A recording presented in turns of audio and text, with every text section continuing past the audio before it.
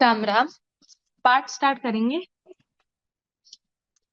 ओम श्री परमात्मने नमः।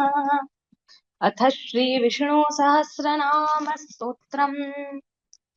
यस्य स्मरणमात्रेण जन्म संसार बन्धनात् विमुच्यते। नमस्तस्मै विष्णवे प्रभविष्णवे नमः।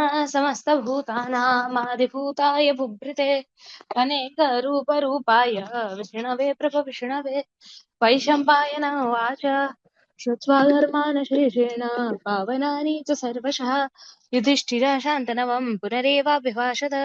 युधिष्ठिरोवाच किमेकं दैवतं लोके किं वाप्येकं परायणं स्तुवन्तः कं कमर्चन्तः प्राप्नुयुर्मानभाषुवम्। को धर्मः सर्वधर्माणां भवतः परमो मतः किं च पन्मुच्यते जन्तोर्जन्म संसारबन्धनात्। भीष्मोवाच जगत्प्रभुं देवदेवमनन्तं पुरुषोत्तमं स्तुवन्नाम सहस्रेण पुरुषः सततोत्थित तमेव चार्चयन् नित्यं भक्त्या पुरुषमव्ययम् ध्यायन् स्तुवन्नमस्यंश्च यजमानस्तमेव च अनादिनिधनं विष्णुं सर्वलोकमहेश्वरं लोकाध्यक्षं स्तुवन्नित्यं सर्वदुःखातिको भवेत् ब्रह्मण्यं सर्वधर्मज्ञं लोकानां कीर्तिवर्धनं लोकनाथं महद्भूतं सर्वभूतभवोद्भवम् एष मे सर्वधर्माणां धर्मोऽधिकतमो मतः यद्भक्त्या पुण्डरीकाक्षं स्तवैरर्चेन्नरः सदा परमं यो महत्तेजः परमं यो मत्तपः परमं यो महद्ब्रह्म परमं यः परायणं पवित्राणां पवित्रं यो मङ्गलानां च मङ्गलम् दैवतं देवतानां च भूतानां यो व्ययः पिता यतः सर्वाणि भूतानि भवन्त्यादियुगागमे यस्मिंश्च प्रलयं यान्ति पुनरेवायुगक्षये तस्य लोकप्रधानस्य जगन्नाथस्य भूपदे विष्णोर्नाम सहस्रं मे शृणु पापभयापहम्। यानि नामानि गौणानि विख्यातानि महात्मनः ऋषिभिः परिगीतानि तानि वक्ष्यामि भूतये। ॐ विश्वं विष्णोर्वषट्कारो भूतपव्यभवत्प्रभुः भूतकृत् भूतभृत् भावो भूतात्मा भूतभावनः भूतात्मा परमात्मा च मुक्तानां परमागतिः अव्ययः पुरुषः साक्षी क्षेत्रज्ञोऽक्षर एव च योगो योगविदां नेता प्रधानः पुरुषेश्वरः नारसिंहः वपुः श्रीमान् केशवः पुरुषोत्तमः सर्वः सर्वशिवस्थाणोर्भूतादिर्निरव्ययः सम्भवो भावनो भरता प्रभवः प्रभुरीश्वरः स्वयं भूषम्भुरादित्य पुष्कराक्षो महास्वनः अनादिनिधनो धाता विधाता धातुरुत्तमः अप्रमेयो ऋषिकेशः पद्मनाभो मरप्रभुः विश्वकर्मा मनुस्त्वष्टा स्थविष्ठस्थविरुद्रभः अग्रह्यः शाश्वतः कृष्णः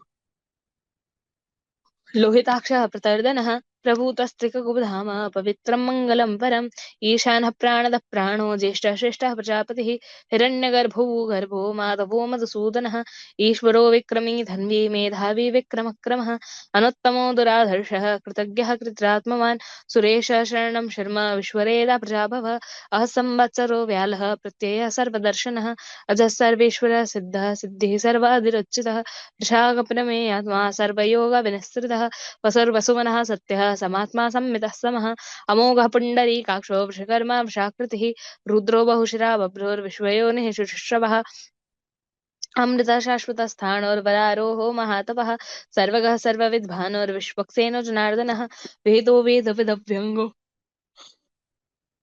वेदांगो वेदवित्कविः लोकाध्यक्षः सुराध्यक्षो धर्माध्यक्षः कृताकृतः चतुरात्मा चतुर्व्यूहश्चतुर्दंष्ट्रश्चतुर्भुजः राजष्णुर्भोजनं भुक्ता सहिष्णुर्जगदादिजः अनगो विजयो छेदा विश्वयोनिः पुनर्वसुः उपेन्द्रो वामनः प्रांशुरमोघः शुचिर्जितः अतीन्द्रः सङ्ग्रहः सर्गो चिदात्मा नियमो वेद्यो वैद्यः सदा योगी वीरः माधवो मधुः अतीन्द्रियो महामायो महोत्साहो महाबलः महाबुद्धिर्महावीर्यो महाशक्तिर्महाद्युतिः अनिर्देश्य वपुः श्रीमान् मे आत्मा महातिथिक् महेश्वासो मही भर्ता श्रीनिवासः सुतां गतिः अनिरुद्धः सुरानन्दो गोविन्दो गोविदाम्पतिः मरीचिर्दमनो हंसः सुपर्णो भुजगोत्तमः हिरण्यनाभः सतपः पद्मनाभः प्रजापतिः अमृत्युः सर्वदिक्सिंहः सन्दाता सन्निमान् स्थिरः अजो दुर्मर्षणः शास्ता विश्रुतात्मा सुरारिः गुरुर्गुरुतमो धाम सत्य सत्यपराक्रमः निमिषो निमिषस्रग्वी वाचस्पतिर्दारधीः अग्रनिर्गामणीः श्रीमान् न्यायो वायुनेता समीरणः सहस्रमूर्ध विश्वात्मा सहस्राक्ष सहस्रपात् आवर्तनो निप्रतत्मा समृतः सम्प्रमर्दनः असंवर्तको वह्निरनिलोधरनीधरः सुप्रसाद प्रसन्नात्मा विश्वदिक्विश्वभुग्विभुः सत्कर्ता सत्कृतः साधुर्जन्नर्नारायणो नरः सङ्ख्येयो प्रमेयात्मा विशिष्टाशिष्टकृत्युतिः सिद्धार्थः सिद्धसङ्कल्पः सिद्धिदः सिद्धिसाधनः वृषाहि वृषभो विष्णुर्वृषपर्वा विषोदरः वर्धनो वर्धमानश्च विविक्तश्रुतिसागरः सुवचो दुर्धरो वाग्मी महीन्द्रो वसुदो वसुः नैकरूपो बृहद्रूपः शिपिविष्टः प्रकाशनः ओजस्तेजोतिथिधरः प्रकाशात्मा प्रतापनः रुद्धस्पष्टाक्षरो मन्त्रश्चन्द्राशुर्भास्करद्युतिः अमृतांशोद्भवो वाहनः शशबिन्दुः सुरेश्वरः औषधं जगतः सेतुः सत्यधर्मपराक्रमः भूतभव्यभवन्नाथः पवनः पावनो नलः कामः कामकृत्कान्तः कामः कामप्रदप्रभुः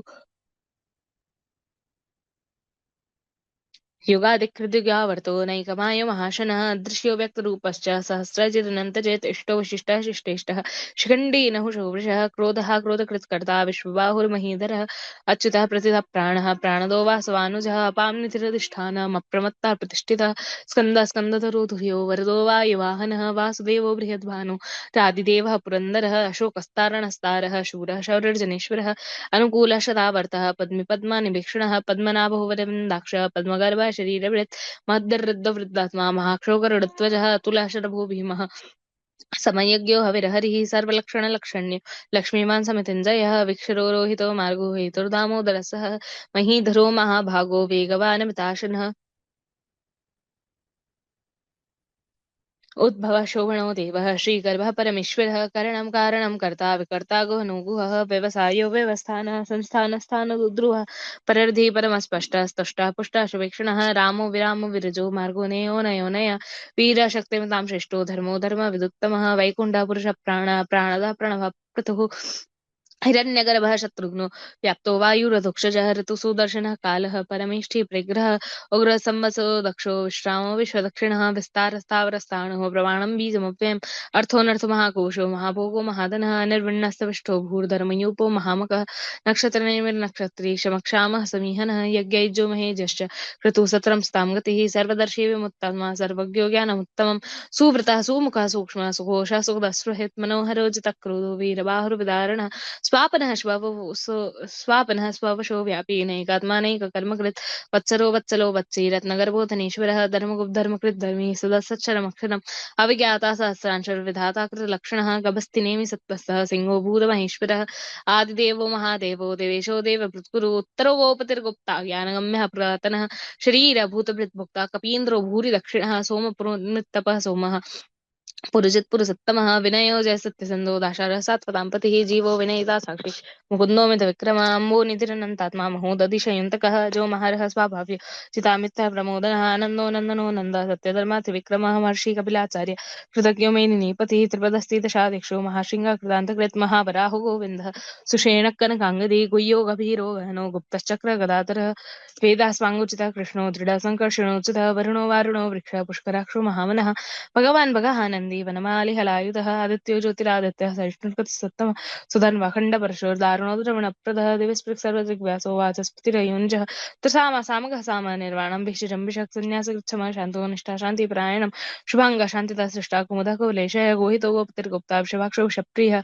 अनिवर्तिने प्रदात्मा संक्षिप्ताक्षिमकृच्छिवः श्रीवत्सवक्षः श्रीवासः श्रीपतिः श्रीमताम्बरः श्रीदशीष श्रीनिवासः श्रीनिधिः श्रीविभावनः श्रीधरः श्रीकरः श्रेयः श्रीमालोकत्रयाश्रयः स्पक्षस्मङ्गशतानन्दो नन्दर्ज्योतिर्गणेश्वर विजितात्मा विधेयात्मा सत्कीर्तिश्च न संशय उदीर्णः सर्वतश्चक्षुरनीशे शाश्वतस्थिरः भूषयो भूषणो भूतिर्पिशोकशोकनाशनः अर्चिष्मानर्चितः कुम्भो विशुधात्मा विशोधनः अनिरुद्धप्रतिरथः प्रद्युम्नो विक्रमः कालनेमिनिः वीरः शौरी शूरजनेश्वरः त्रिलोकात्मा त्रिलोकेशः केशवः केशयः हरि कामदेवः कामपालः कामिकान्तकृतागमः निर्देशः पुरविष्णुर्वीरो नन्दो धनञ्जय ब्रह्मण्यो ब्रह्मकृत् ब्रह्मा ब्रह्म ब्रह्म विवर्धनः ब्रह्मविद् ब्राह्मणो ब्रह्मी ब्रह्मज्ञो ब्राह्मणप्रियः महाक्रमो महाकर्मा महातेज महोरगः महाक्रतुर्महायज्वा महायज्ञो महावि सव्यस्तवप्रिय स्तोत्रं स्तुति स्तोतारणप्रिय पूर्णपुरयिता पुण्य पुण्यकीर्तिरनामय मनोजवस्तीर्थकरो वसुरेता वसुप्रदो वासुदेवो वसुर्वसुमनाहविः सद्गति सत्कृति सत्ता सद्भूति सत्परायणः शूरसेनो यदुसृष्टः सन्निवासो स्वयामनः भूतवासु वासुदेव सर्वासु निलयो नल दर्पः दर्पतो दीप्तो दुर्धरोऽथ पराजितः विश्वमूर्तिर्महामूर्तिर्दीप्तमूर्तिनमूर्तिमान् अनेकमूर्तिरव्यक्तशतमूर्तिशतानन एको नैकासभा किं तत्पदमनुत्तमं लोकबन्धुर्लोकनाथो माधवो भक्तवत्सल सुवर्णवर्णो हे माघो वरांगश्चन्दनाङ्गदी वीरः विषमशून्यो कृताशीरशलशल अमानी मानदो मान्यो लोकस्वामी त्रिलोकदिक् सुमेधामेधिर्धन्य सत्यमेधा धराधरः तेजो विशोदितधरः सर्वशस्त्रपिताम्बरः प्रग्रहो निग्रहो व्यग्रो नैकशृङ्गो गदाग्रजः चतुर्मूर्तिश्चतुर्बाहुश्चतुर्व्यूहश्चतुर्गति चतुरात्मा चतुर्भावश्चतुर्वेद विवेकपात् समावर्तो निवृत्तात्मा समृद्धा सम्प्रमर्दन असंवर्तको वह्निरनिलोधरणीधरः सुप्रसाद प्रसन्नात्मा विश्वदिक्पशुभुः सत्कर्ता सत्कृता साधु जननारायणो नरः असंख्येयो प्रमेयात्मा विशिष्टाशिष्टकृत्युचि सिद्धार्थ सिद्ध संकल्पः सिद्धिदा सिद्धि साधन वृषाहि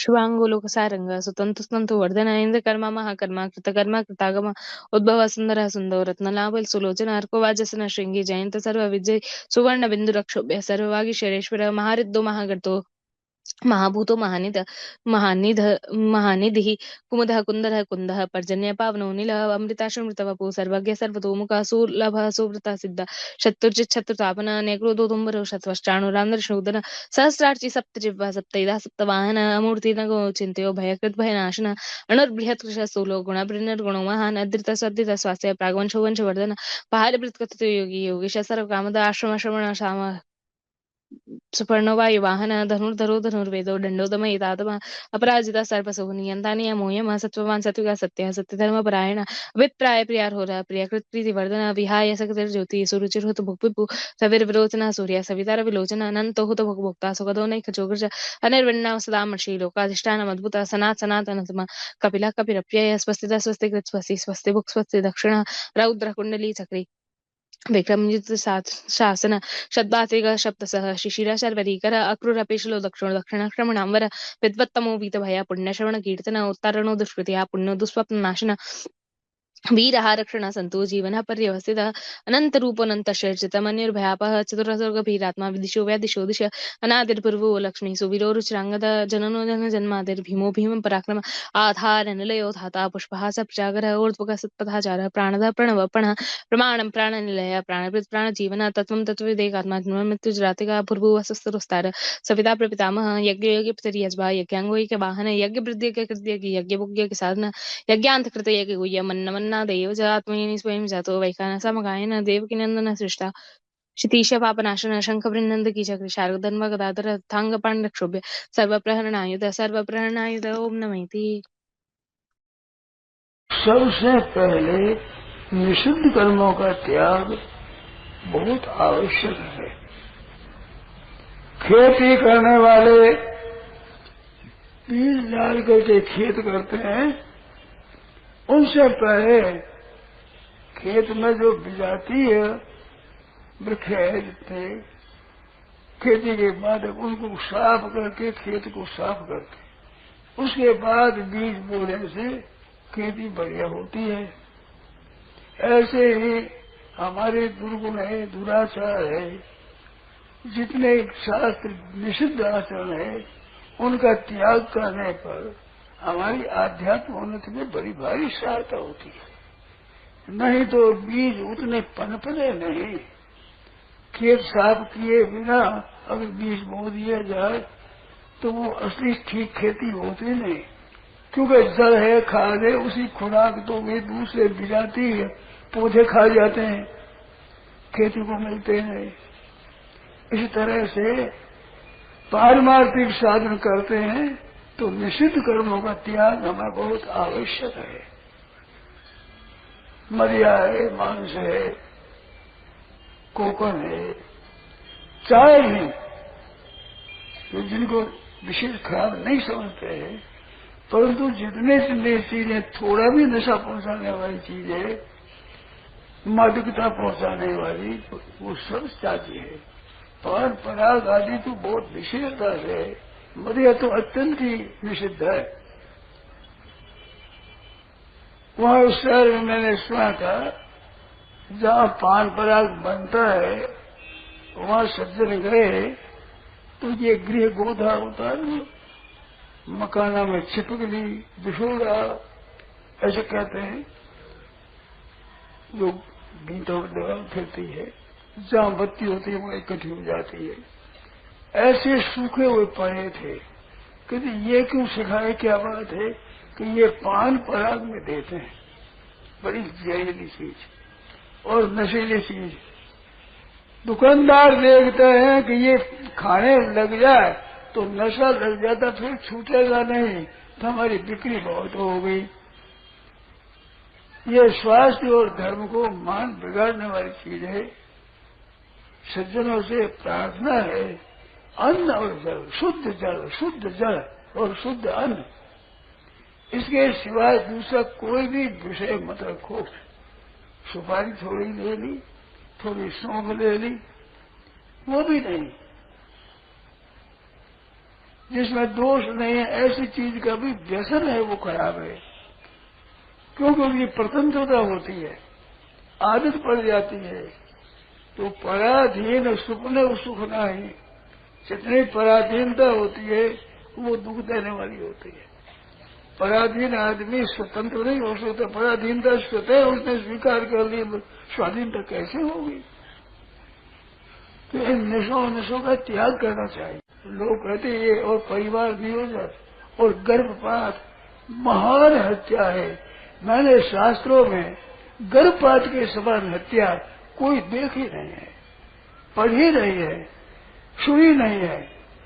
यद पापम ब्रह्म हत्याया, सबसे बड़ी ब्रह्म हत्या मानी गई। तो ब्रह्म हत्या के समान दूसरी हत्या नहीं है। पाप दूसरे बताए हैं, ब्रह्म हत्या, मदिरापान, गुणपति के गमन और सोना रत्नों की चोरी, ये चार महापातक बताए गए। महापातक, बड़े भारी पाप।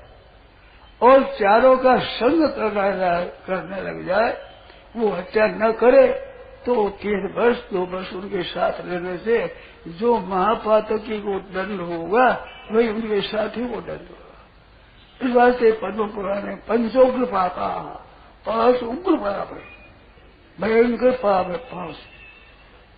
तो ऐसे ऐसे पाप करते हैं।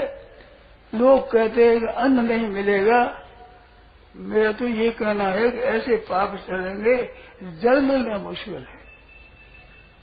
कली बारे ही बारे दुकाल पड़े, तीनों अन्न दुखी बहु लोग हमारे रामायण में आया है। तो बार बार पर पाप बढ़ जाने से तकलीफ होगी। अपूज्या यत्र पूज्यन्ते पूज्या नांच व्यतिक्रमा, त्रीणि तत्व भविष्यन्ति अकाल मरणम भयम। ये चीजें होगी। जहाँ अपूज्यों की तो पूजा होगी, अपूज्यों का जहाँ विनाश होगा, तिरस्कार होगा, वहाँ अकाल पड़ेगा, मृत्यु होगी, महामारी होगी, आपस में लड़ाई दंगा होगा, भय होगा, आपस में डरेंगे, एक को मार काट करेंगे, ऐसा होगा। अभी जो विचार है जिसे दिखता है अगर महान विप्लव भयंकर दंड होना, भयंकर युद्ध होने वाला, ऐसा मालूम होता है।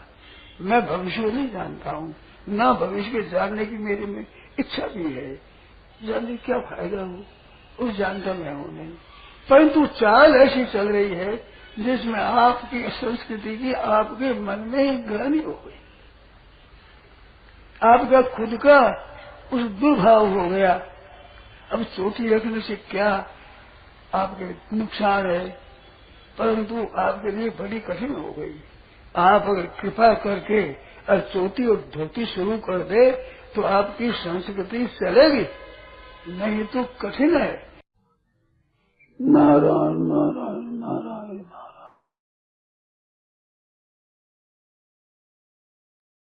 नारायण नारायण नारायण नारायण। हाँ चैती बोलो बेटा।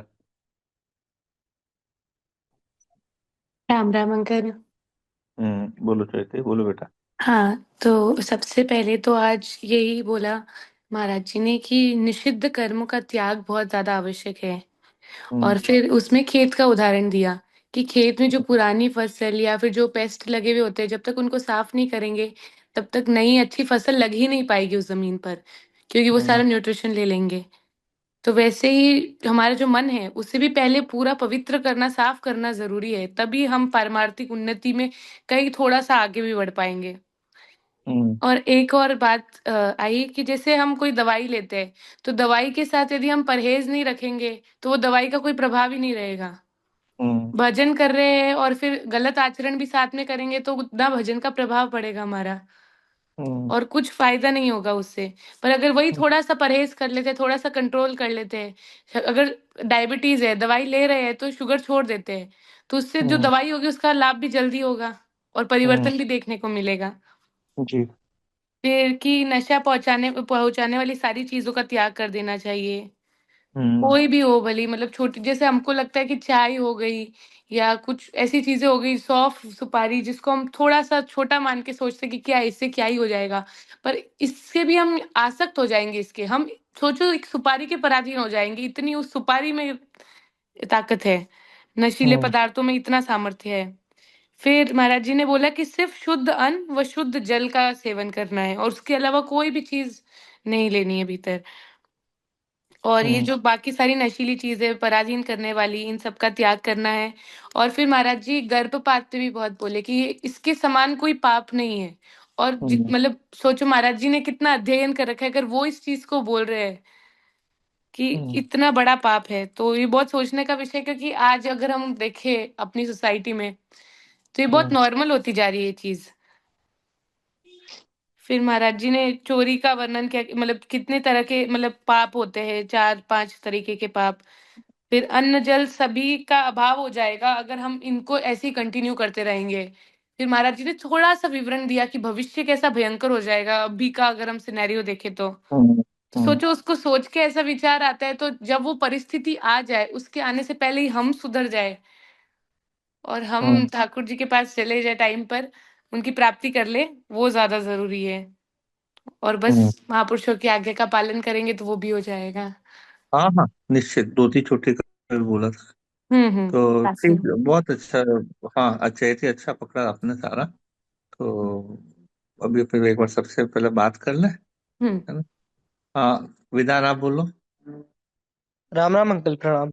हम्म आज महाराज जी ने शुरुआत में सबसे पहले ये बोला कि जो निषिद्ध कर्म है उनका त्याग करना बहुत जरूरी है। महाराज जी ने हम्म उदाहरण दिया कि जैसे कोई खेत होता है, तो जब पहले बीज बोया जाता है उससे पहले उस खेत की सफाई की जाती है। अच्छा, वहां पे मैं जो भी एक क्वेश्चन करता हूँ तुमसे। निश्चित कर्मों का क्या मतलब समझा तुमने? निषिद्ध कर्म में मतलब, जैसे एक तो महाराज जी ने ही बता दिया कि जो भी वे- मादकता युक्त पदार्थ है उनका हाँ, त्याग करना। नशा, जितना भी और नशा है वो बोला।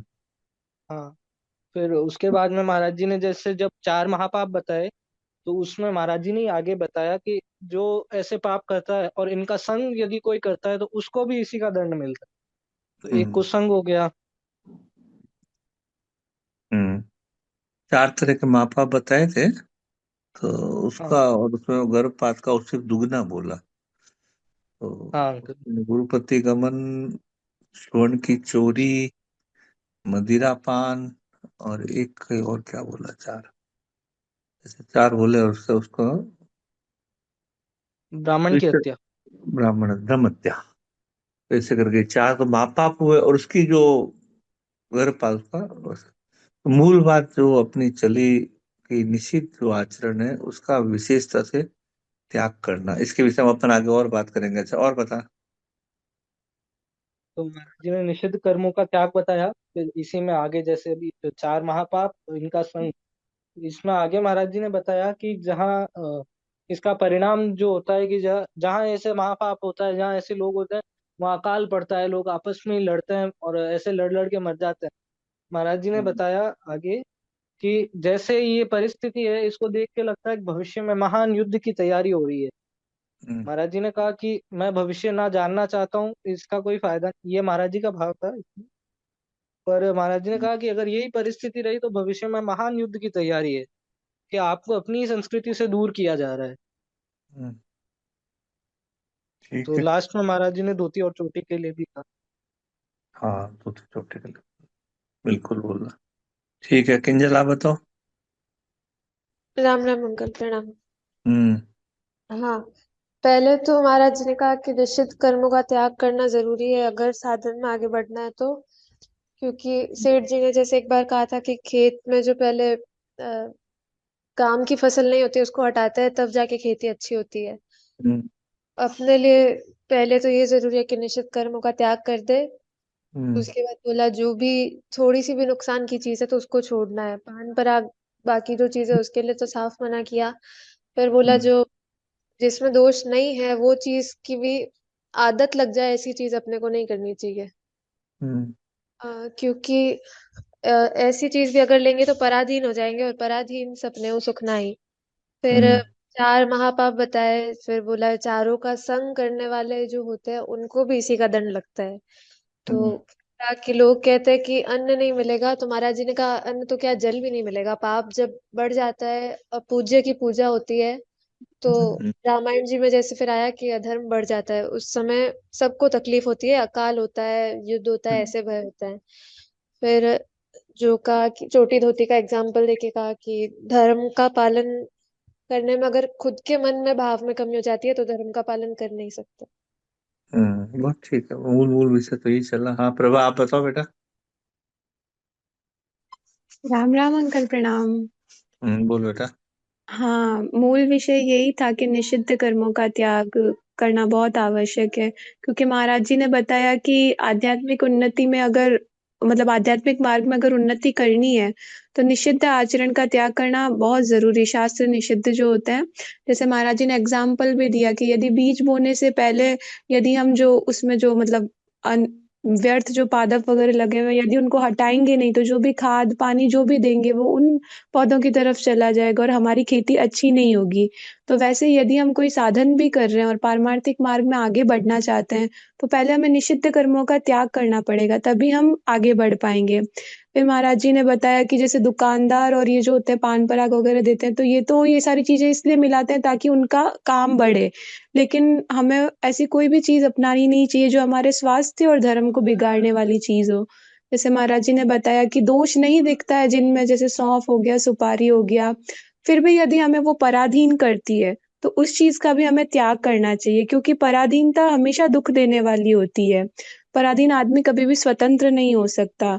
तो फिर हमें इन सब जब जो भी मादकता जिन भी पदार्थों में होती है, जैसे ज़रूरी नहीं है मदिरा ही हो, चाय, कॉफ़ी का महाराज जी ने एग्ज़ाम्पल दिया, इनमें भी होता तो है ही, अधीनता तो होती है, तो उनका भी हमें त्याग करना चाहिए। फिर महाराज जी ने बताया था कि गर्भपात जो आजकल चला है, उसके समान कोई बड़ी हत्या नहीं है और गर्भपात को ब्रह्म हत्या के समान बताया गया है महाराज जी ने। फिर 4 महापाप जो बताए थे, मदिरापान, स्वर्ण चोरी, ब्रह्म ब्रह्म हत्या, और एक और कौन-सा पाप था अंकल, वो मुझे समझ गुरु में गुरु नहीं। पत्नी गमन। अच्छा, गुरु पत्नी गमन, हाँ, गुरु पत्नी गमन। यदि यदि हम ये पाप नहीं करते और ऐसा पाप करने वालों का संग भी करते हैं, तो हमें उसी के समान दंड मिलेगा जो जिस व्यक्ति ने ये पाप किया उसके समान ही हमें दंड मिलेगा। फिर महाराज जी ने एक और चीज़ बताई थी कि मतलब जिस टाइम अपूज्य की पूजा की जाती है और पूज्य जो होते हैं उनका तिरस्कार किया जाता है, तो फिर ऐसा समय आता है कि जहाँ वहाँ पर अकाल, महामारी, भारी संकट होता है, आपस में दंगा, आपस में मार-काट करना, ये सब कुछ होता है। फिर महाराज जी ने ये बोला था कि भविष्य में ऐसा समय आएगा। फिर महाराज जी ने ये भी बोला था कि मैं भविष्य देख नहीं सकता और ना ही मैं देखने की इच्छा रखता हूँ, क्योंकि अभी के हिसाब से जो हालात चल रहे हैं, आगे भविष्य में बहुत भयंकर युद्ध होगा। क्योंकि हमने चाल ऐसी चली है कि हमारी अपनी संस्कृति के प्रति ही हमारे मन में ग्लानि उत्पन्न हो रही है।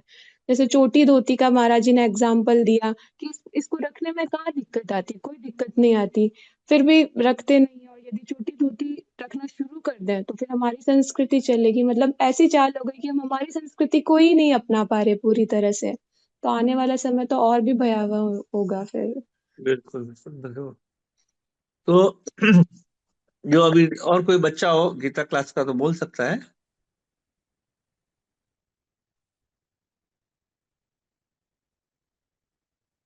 तो मेन विषय जो चला,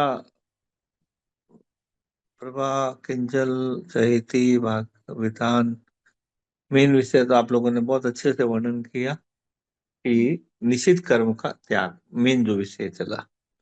तो साधन के दो प्रकार होते हैं, एक विद्यात्मक साधन, एक निषेधात्मक साधन। तो विद्यात्मक साधन इसका मतलब समझते हो आप लोग कि नहीं समझते हो? किंजल बताओ। हाँ चैती आप बताओ। हाँ अंकल, जैसे जो हमारा मतलब निषेधात्मक साधन, जिन चीजों को हमें छोड़ना होता है साधन के टाइम पर, और हाँ जो पहला आपने बताया वो कि मतलब जो जैसे नाम जप हो गया, सत्संग हो गया, हाँ, ये विध्यात्मक हो गया, विद्यात्मक साधन। है ना। हाँ। एक दो प्रकार के साधन की प्रणाली है, वो अपने यहाँ बताई गई है, निषेधात्मक और विध्यात्मक। विद्यात्मक जैसे चैती ने भी बताया, ये नाम जप करना, दूसरा ये सब जो भी अपने को सेवा करना, दान देना, कि जो भी है कीर्तन करना, गीता जी का पाठ करना, ये सब विद्यात्मक साधन हो गए। निषेधात्मक साधन है कि हमने निषिद्ध आचरणों का त्याग कर दिया। जैसे कि एक आदमी बोलता है कि मैं हमेशा सत्य बोलूंगा, एक आदमी बोलता है नहीं मैं कभी झूठ नहीं बोलूंगा। दोनों का परिणाम एक ही है, लेकिन जो झूठ नहीं बोलूंगा वो ज्यादा फायदेमंद रहता है, क्योंकि झूठ नहीं बोलेगा तो उसको किसी तरह का कोई इसमें दम नहीं आ सकता। विध्यात्मक में एक बहुत बड़ी एक साक्षात में चलता है कि अगर कृपा का सहारा नहीं लिया हो महापुरुषों का कि परमात्मा का, तो विद्यात्मक साधन में थोड़ा सा घमंड आने का ऐसा चांस रहता है। तो कर्ण अपने को छोड़ना नहीं है, इसका मतलब ये नहीं है, पर महापुरुषों का भगवान का सहारा लेके करना। तो दो प्रकार के साधन प्रणाली हो गई, एक निषेधात्मक, एक विद्यात्मक, ये अभी जैसे अपनी चर्चा चल रही है। तो अपने अब जो मेरे को लगता है उस समय यार महाराज जी जब सब ये सब बातें कर रहे थे तो मोबाइल आए ही नहीं थे, तो नहीं तो वो मोबाइल को भी शायद निश्चित कर्मों में, शायद निश्चित वस्तुओं में डाल देते कि भाई जो, क्योंकि मोबाइल का यूज तो अच्छा होता ही है, पर उससे ज्यादा उसकी, अपने को सबको पता है, बात बोलने की नहीं है कि उसका दुरुपयोग कितना हो रहा है, कितना समय खराब होता है। अब अपने को सबको विचार, ये सबको पता है कि मोबाइल का दुरुपयोग भी कितना है, और उस दुरुपयोग तो लगता है 5-10% होगा, दुरुपयोग शायद 90% होगा। एक एक दो दो घंटा फोनों पे लगे हैं, मोबाइल ही मोबाइल, सब कुछ फ्री जैसा हो गया। एक प्लान ले लिया, बस उसमें सब करते रहो, कितना टाइम का खराब हो। तो आज के समय में निषेध आचरण में क्या क्या ले सकते हैं, चैती आप बताओ या प्रभा आप बताओ। हाँ अंकल, एक तो आपने मोबाइल का बताया, मुझे भी यही लगता मतलब है कि मोबाइल का दुरुपयोग। हाँ, दुरुपयोग। सदुपयोग लिए तो मोबाइल बहुत अच्छी चीज़ है, जैसे अभी सत्संग करते हैं और मतलब सच महाराज जी की वाणी सुन सकते हैं, और भी बहुत पढ़ाई कर सकते हैं फ़ोन से, फ़ोन पे ही पूरी पढ़ाई हो जाती है आजकल। तो सदुपयोग भी बहुत है, दुरुपयोग तो इसका निषिद्ध माना ही जा सकता है। दूसरा ये है कि अंकल कुसंग भी ले सकते हैं हम, कुसंग भी निषिद्ध में ही आता है जैसे। हम्म। और फिर संग अच्छा करना सको। हाँ, संघ हाँ। का बहुत प्रभाव पड़ता है मुझे, बहुत ही प्रभाव पड़ता है अंकल, मतलब हम्म। मानसिकता पे भी और फिर हमारी सोचने समझने की शक्ति पे, और बहुत ही प्रभाव पड़ता है। हम्म। हाँ, तो ये भी मतलब निषेध का आप लोगों को मतलब भी समझ जाना चाहिए कि हुँ, निषिद्ध आचरण का मतलब क्या है। निषिद्ध आचरण का ये मतलब नहीं है कि हम शरीर से, तो जैसे अब क्या हो गया, गीता क्लास में आ गए इसलिए हुँ, शरीर से तो निषिद्ध आचरण अपने को छोड़ना ही है क्योंकि गीता क्लास में आ गए। हुँ, हुँ, लेकिन मन से किसने रोका? हुँ। मन से भी तो निषिद्ध आचरण हो सकते हैं ना। आचरण हाँ, मतलब निषिद्ध मनन तो हो ही सकता है। चिंतन मनन तो होता ही है अंकल। हाँ, चिंतन मनन तो हो सकता है। एक अंकल ये भी तो होता है कि धीरे-धीरे छूटता है, मतलब कि जैसे कोई बहुत हमारे पुराने संस्कार है, तो वो धीरे-धीरे कोई चीज़ खत्म होगी, मतलब एकदम से, मतलब मेरा ये अच्छा प्रश्न एक था। धीरे, अच्छा हाँ प्रभा, धीरे धीरे तो खत्म होगी, बात सही है, हाँ। पर इच्छा तो होनी चाहिए ना अपने। हाँ, इच्छा तो हो अंकल, कि मेरे मेरे को को ऐसा लगता है इच्छा अपने आप ही हो जाती है। यदि हम सही संग करें ना, तो अपने आप ही इच्छा हो हम्म। जाती है कि ये चीज़ हमें नहीं करनी है। हाँ हाँ, एक बार चाहती तू बीच में बता क्या बोलना चाहती है। हाँ अंकल, मैं यही कह रही थी कि जैसे मेरा आज प्रश्न भी यही था कि मतलब ऐसे साधन बहुत ज़्यादा तो है नहीं, बहुत थोड़ा बहुत जो हो जाता है कृपा से, वो थोड़ा बहुत हो रहा है।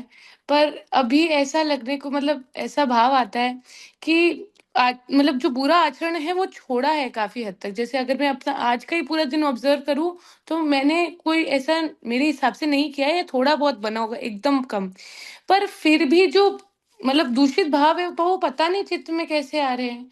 अब मुझे पता है वो उस टाइम कि वो गलत है, पर वो बहुत ज़्यादा आ रहा है। अब उसको इग्नोर करने की कोशिश करती हूँ, पर फिर भी कहीं न कहीं लगता है कि हाँ, कोई बात नहीं। देख बेटा, एक बात है, संतों ने उदाहरण दिया कि जैसे कोई समझ लो घर के आगे अपने नाली है, ठीक है। हुँ, वो नाली की तो गंदी हो गई, हुँ, तो उसकी सफाई के लिए अपन ने उसमें झाड़ू लगाया। हुँ, तो झाड़ू लगाते ही फर्स्ट उसमें बहुत सारे छोटे मोटे जिनावर, मच्छर, वो सब निकल के आते हैं एकदम। हुँ, और उसके बाद वो नाली धीरे धीरे साफ हो जाती है एकदम। हुँ, तो ऐसे ही क्या होता है कि जैसे अपन कोई भी जैसे नाम जप करते हैं और करते हैं, तो अंदर से जो भी वो अपने जो संस्कार जमे हुए हैं, चाहे हो सकता है पिछले जन्म के भी हो, कोई जरूरी नहीं कि इधर के ही हो। हुँ, अभी तो कुसंग के हो सकते हैं साथ में पिछले जन्म के, तो वो सब क्या बाहर निकलने के उतावले होते हैं कि अंदर अपन को अब जैसे नाम जप किया, कीर्तन किया, गीता जी का पाठ किया, तो ये सब भर इसके इसके रूप से सफाई कर रहे हैं। वो सफाई करने के लिए होता है कि अंदर से वो सब निकलने के लिए तैयार हो जाते हैं कि बाहर हुँ, चलो, यहाँ पे तो हुँ, ये सब चीजें आ गई। तो उसके लिए वो बाहर आते हैं, तो अपने को लगता है कि अपने अंदर आ रही है। तो ऐसे समय में ये हो है संतों का उपाय बताया हुआ कि हम जब भी ऐसा कोई ऐसे मन में ऐसी बातें आए जो हुँ, अपने भी नजर में ठीक नहीं हो, तो उनको हुँ, मानना चाहिए कि निकल रही है, आ नहीं रही हाँ अंकल। है ना। तो अगर हुँ, ऐसा मानेंगे निकल रही है, तो जब तो उनसे छुटकारा पा लेंगे। और अपने हुँ, समझेंगे नहीं नहीं, ये तो अंदर आ रही है, तो पहले तो थी जी, अब अंदर और भर लेंगे। हुँ, हाँ प्रभा, तू बोल, क्या बोलना चाहती है? हाँ अंकल, मेरा ये प्रश्न था कि जैसे जो हम विद्यात्मक साधन करते हैं, जैसे नाम जप हो गया, गीता जी का पाठ हो गया, तो जैसे हाँ महाराज जी ने तो ये बोला कि निषिद्ध कर्मों का त्याग करना आवश्यक है, लेकिन वो ये कि पूर्व संस्कारवश मतलब हम उतना मतलब कहीं कहीं रह जाता है थोड़ा बहुत। तो यदि हम विद्यात्मक साधन पे पूरा भरोसा रख के मतलब विद्यात्मक साधन करते रहे, जो थोड़ा बहुत बचा है वो धीरे धीरे अपने आप चला जाए। मतलब मेरा ये प्रश्न है कि यदि हम उसको भी जैसे हम नाम जप कर रहे हैं एग्जाम्पल मतलब साधन के रूप में, तो नाम जप अपने आप अपना असर दिखाएगा और वो चीज धीरे धीरे अपने आप खत्म हो जाएगी, ऐसा भी होता है क्या अंकल? हाँ, होता है, ऐसा भी होता है। पर ऐसा कब होता है? जब अपने भगवत कृपा का आश्रय लेके करते हैं तो। हम्म। क्योंकि देखो, ये जितने भी साधन है ना, इनका हम्म। बीज रूप से ये सब भी चीज अपने अंदर, जैसे असत्य का कोई अपने समझ लो कुसंग किया, हम्म। तो उसका असर अपने पर पड़ता है ना, हाँ। है ना। और जैसे कोई हम्म। कोई भी कुसंग किया किसी भी तरह का, तो उसका हम्म। असर भी अपने पर पड़ता है, तो सत्य का क्यों नहीं पड़ेगा? वो तो है अंकल। है ना। तो इसमें काम क्या आती है, देखो विशेष साधन पक्ष में क्या है कि साधक की नीयत क्या है वो काम आती है। हम्म।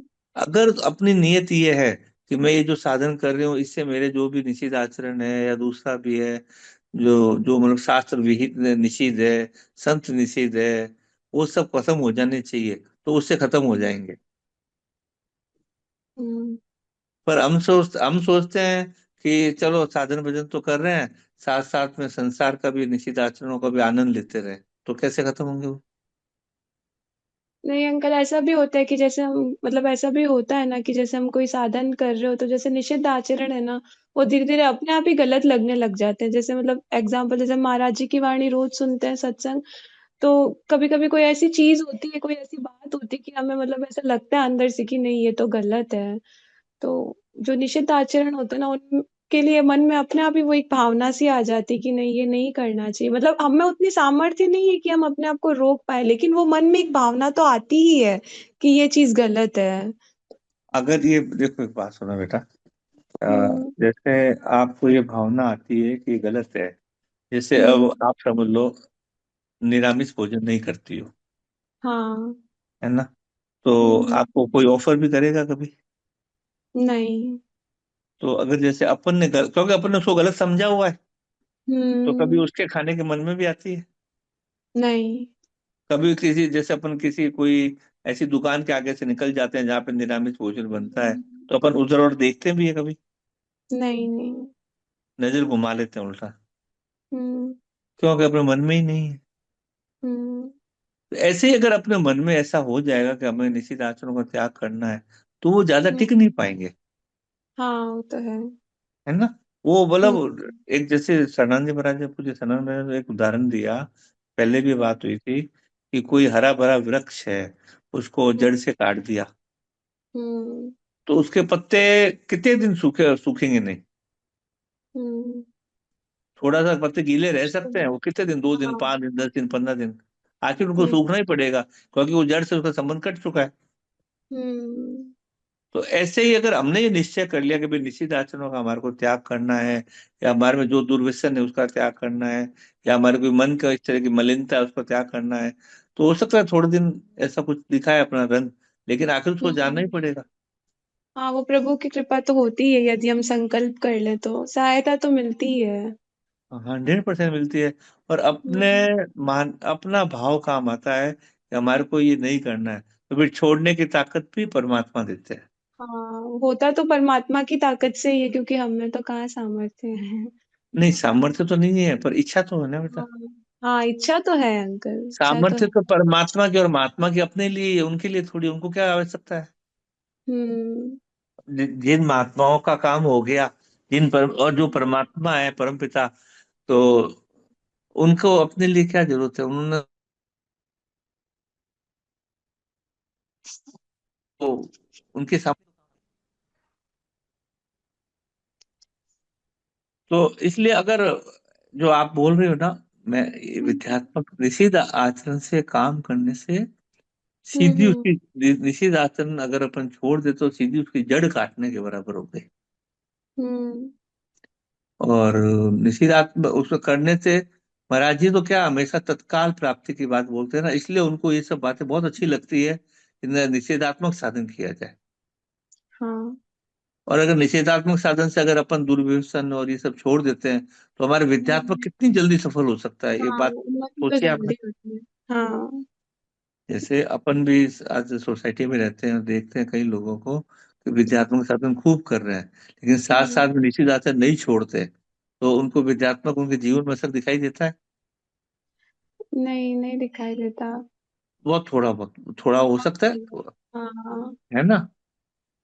तो इसलिए महाराज जी का जोर ये रहा शुरू से ही कि भाई अपन निषेध आचरण कह दो कि निषेधात्मक साधन कह दो, इसका हम्म अगर साथ किया जाए तो आपका विद्यात्मक साधन बहुत जल्दी फलीभूत हो सकता है, बहुत जल्दी परमात्मा का अपने को प्रेम मिल सकता है। अब हम परमात्मा तो अपने से प्रेम करना चाहते हैं, और हम प्रेम कर रहे हैं अन्य किसी चीजों से, तो क्या परमात्मा का प्रेम अपने यहाँ ठहर सकेगा? हम्म। वही बात हो गई कि खाद पानी तो सब मिल रहा है, लेकिन वो दूसरे पौधों को मिल रहा है खेत में, हमारी फसल अच्छी नहीं हो पाएगी फिर। हाँ, तो अब अपने को खुद को विषेद, अब इसमें बात ये आई कि निषेधात्मक चीजें क्या क्या है अपने लिए, जैसे तुम हम्म लोग विद्यार्थी हो भी, हम्म तो तुम्हारे को खुद को विचार करना है कि हमारे लिए ये चीज निषेधात्मक है, ये जो संतों को दृष्टि में निषेध है, शास्त्रों की दृष्टि में निषेध है, जो अपने कोई घर में बड़े बूढ़े हैं उनके जन घर में उनके दृष्टि में निषेध है, कोई जिनको अपने जो जैसे गीता वाल संस्कार के हिसाब से कोई हो, टीचर्स हो तो उनके हिसाब से निषेध है, तो वो कार्य अपने को छोड़ने पड़ेंगे हम्म अगर साधन मार्ग में आगे बढ़ना है तो। साधन के साथ असाधन रहेगा तो वो साधन कैसे चलेगा? हम्म। मतलब वो फिर वो क्या बोलते हैं, रेंगता हुआ चलेगा, धीरे धीरे चलेगा, अब क्या पता कब सिद्धि होगी।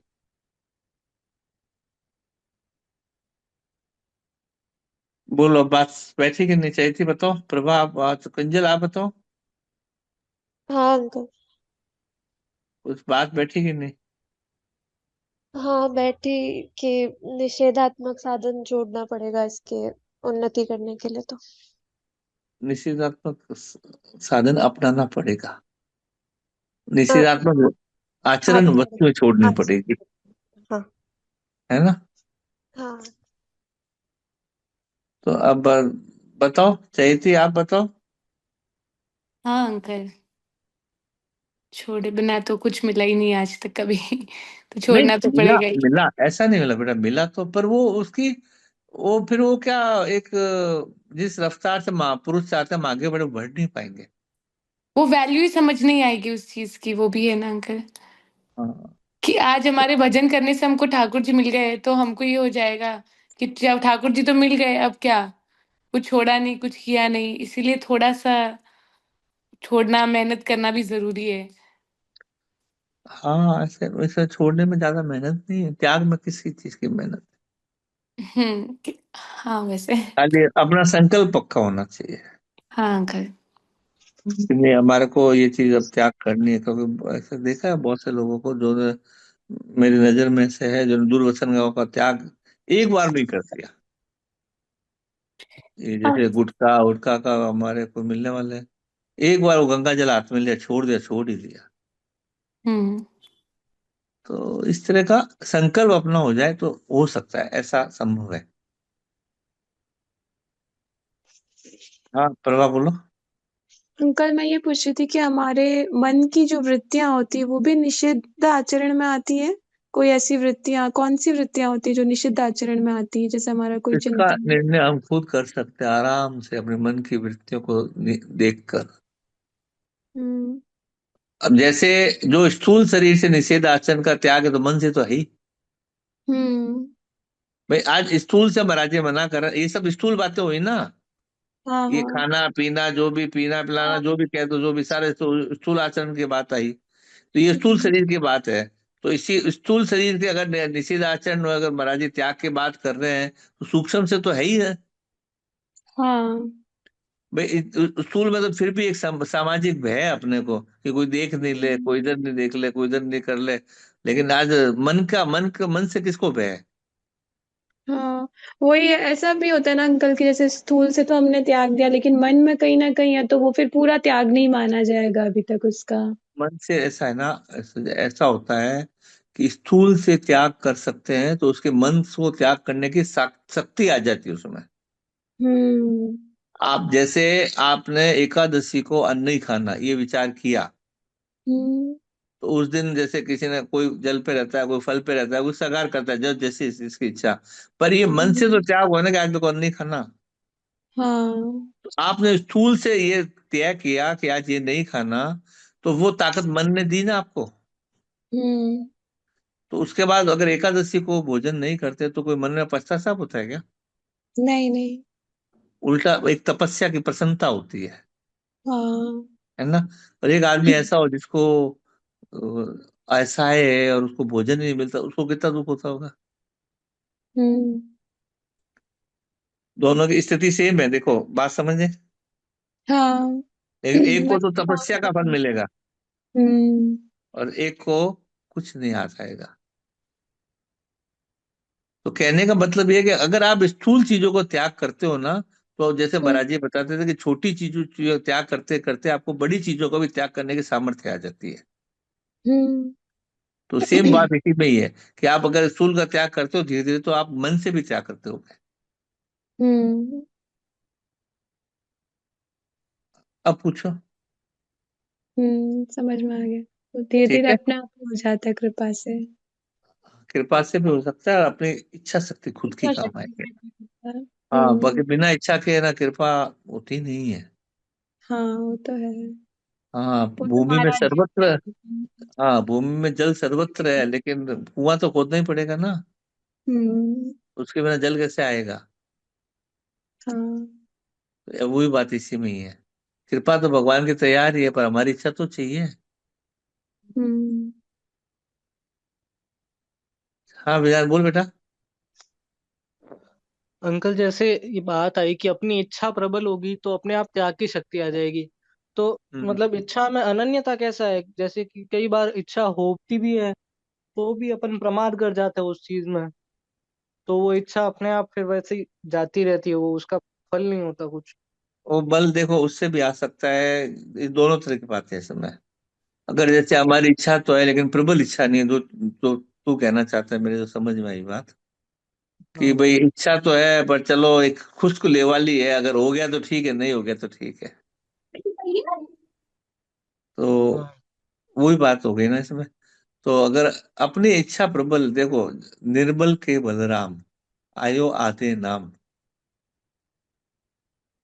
तो अगर इच्छा होगी और अपने से वो कोई काम, जैसे छोटा बच्चा होता है, उदाहरण के लिए लेते हैं, वो कोई चीज उठाना चाहता है, नहीं उठा पाता, तो अल्टीमेटली वो अपनी कोशिश करता है, नहीं उठा पाता, और फिर उसकी स्थिति क्या बनती है कि वो अपनी माँ की तरफ देखता है। तो हाँ माँ अंकल। समझ जाती है कि ये उठा नहीं पा रहा है, तो मेरे को इसको मदद करनी पड़ेगी, तो वो उसमें सहायता करके उसको वो काम करवा देती है। तो जैसे ही हम भी अपने परमात्मा के बच्चे ही हैं, अगर अब कोई कारण से हम नहीं कर पा रहे हैं, हम प्रयास तो कर रहे हैं, प्रयत्न कर रहे हैं, पुरुषार्थ भी कर रहे हैं, लेकिन फिर भी उससे नहीं होता, तो परमात्मा की तरफ तो देख सकते हैं ना। हाँ अंकल। उनकी मदद तो मांग सकते हैं, महात्मा की तरफ देख सकते हैं, उनकी मदद मांग सकते हैं। उनकी मदद मांगी क्या अपन ने आज तक? नहीं अंकल। तो फिर हम जैसे जो हमारे से जो नहीं कार्य, अगर जरूरी नहीं है कि हमसे कार्य हो जाए, हमारा पुराना चित्त का संस्कार ऐसा है कि वो नहीं होने देता कार्य। हम चाहे अभी पाठ भी कर रहे हैं, सत्संग भी सुन रहे हैं, फिर भी कुछ ना कुछ दुर्बलताएं रह जाती है, तो हम परमात्मा से मदद तो मांग सकते हैं ना। हाँ अंकल। तो यही काम करना है अपने को। जब समझ में आ जाएगा अपने से नहीं पार पड़ना, तो अपने को बताया हुआ है ये भी उपाय अपने पास, कि हम प्रार्थना रूपी अस्त्र का उपयोग करो अब।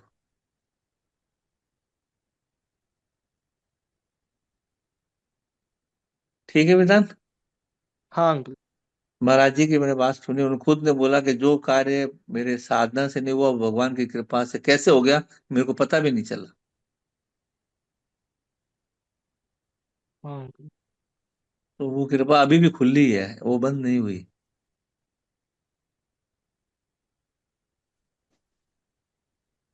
हाँ चैती बोलो बेटा। अंकल एक प्रश्न था मेरा।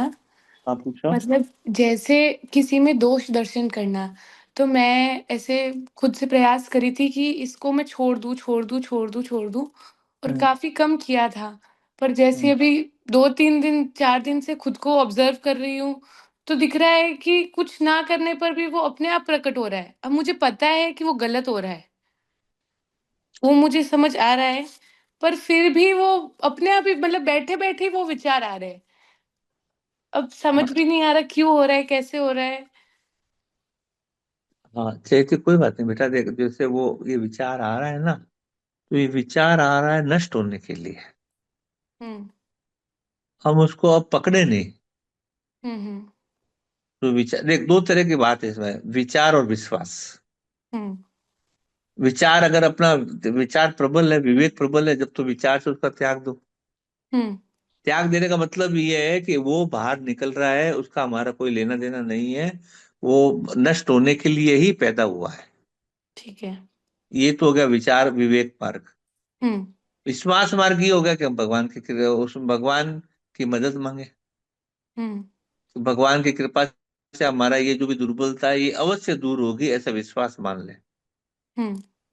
तो वो दूर हो जाएगी। अब दोनों में से जो आपको सुटेबल, वो अपन अपना सकते हैं। अब जैसे ऐसा मुझे कोई विचार आता है तो मैं उसको रिप्लेस कर देती हूँ कि कोई सत्संग की सुनी हुई बात या ठाकुर जी का कोई नाम या देखो उसको किस। ना दबाने की चेष्टा मत करो, हुँ, उसको छोड़ने की चेष्टा करो। ठीक है अंकल। दबाना और छोड़ना मतलब समझ गए आप? हुँ, हुँ, एक असाधन को आप साधन से दबाना चाह रही हो। हुँ। देखो गहरी बात है ना ये थोड़ी सी, हाँ, कि हम अपने असाधन को साधन से दबाने की चेष्टा कर रहे हैं, वो समय पाके फिर उभरेगा, हुँ, और उससे संबंध ही तोड़ दे तो हुँ। ऐसा मान ले कि प्रगति वापस नष्ट नहीं होने के आएगा। लिए हाँ वापस नहीं आएगा। ठीक है अंकल। ठीक है। हुँ, फिर दे तो शनिवार को अगर टाइम मिले तो फिर बात करें इस विषय में। हाँ अंकल। ठीक है चलो। तो और किसी बच्चों को, अपने चारों बच्चों में से चार ही आते हैं प्राय, तो और कोई बात कहनी है तो कहे अपनी तरफ से, समय अपना उन लोगों का हो रहा है। नीलू है क्या आज?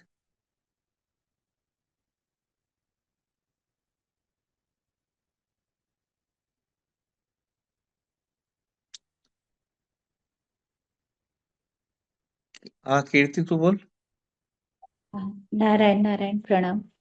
हम्म। हाँ, क्या बच्चों ने बहुत कुछ बोल दिया क्या। हाँ, और बच्चे हृदय पूरी पूरी एक्सरसाइज कराते हैं बच्चे। हाँ। इतने प्रश्न पूछते हैं ना, तो आज बहुत अच्छी है बच्चे, भगवान भी कृपा करें इन पे।